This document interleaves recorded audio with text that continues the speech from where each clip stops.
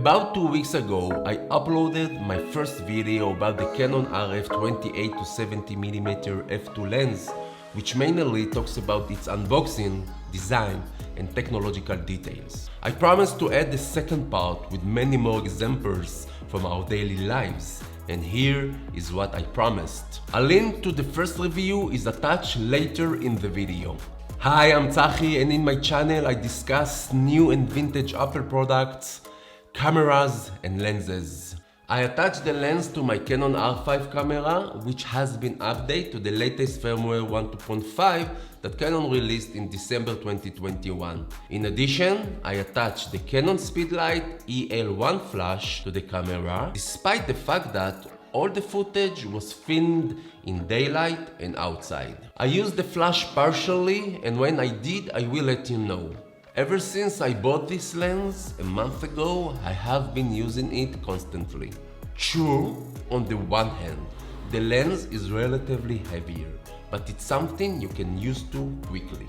On the other hand, this lens encompasses so many functions. It can basically give you the range, sharpness, zoom, and so much more all in one lens, and therefore it saves you having to carry a bunch of lenses and also having to change between them all the time. So if we compare the downside of its weight versus its pluses, I personally believe it's very worthwhile.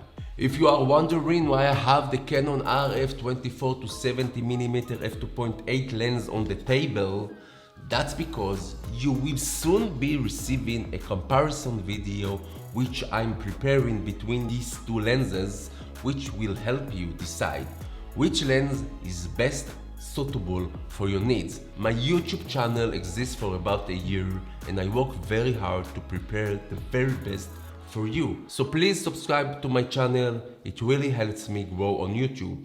If there are any particular subjects you want me to address, write them in the comments below. And if you want to know when the comparison video will be uploaded, I recommend that you subscribe to my channel now. That way you will receive all the updates about my future's video. The images that you will soon watch were edited with no filters, and they were recorded in the most vibrant place in Jerusalem, Machne Yehuda Market, and you will soon understand why.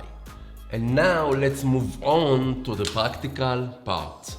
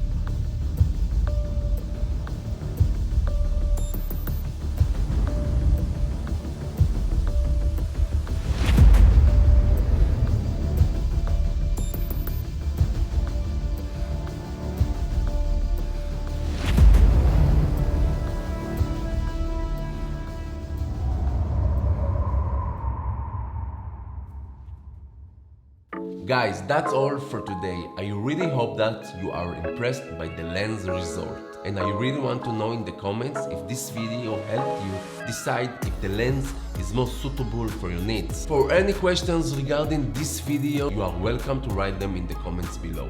Thank you and have a wonderful day.